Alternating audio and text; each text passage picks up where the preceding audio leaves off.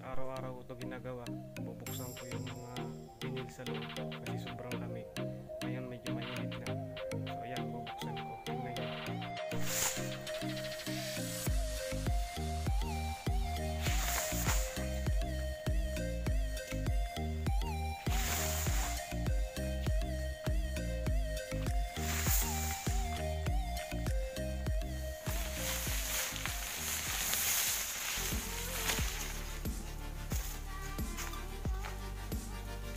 Ito guys, na may aluminum foil. Ito bagong binhi ito, hindi pa siya tumutubo, kaya nilalagyan ito kasi para mainit siya. Yan.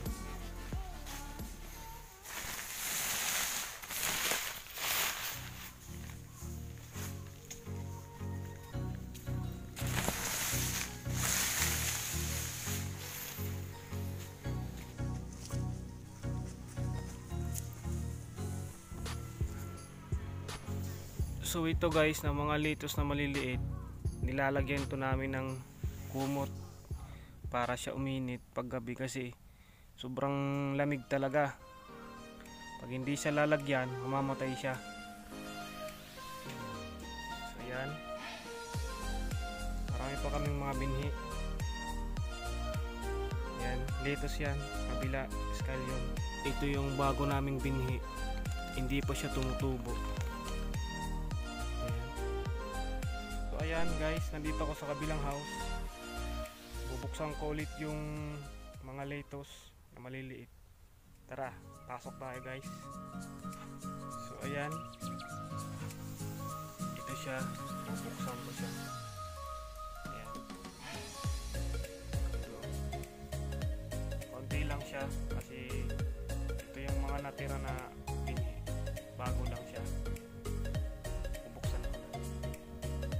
Bukas na siya.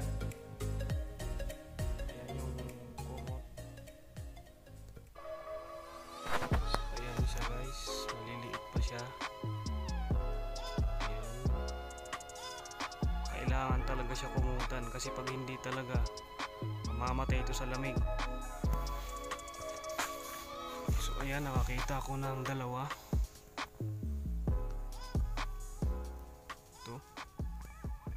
Dalawa siya guys. Kunin ko yung isa. Ayan.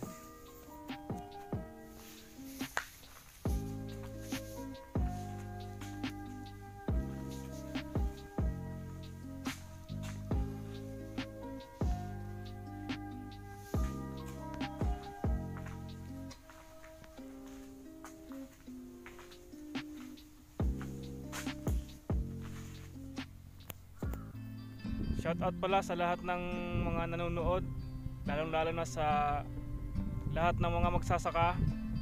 Mabuhay tayong lahat, guys.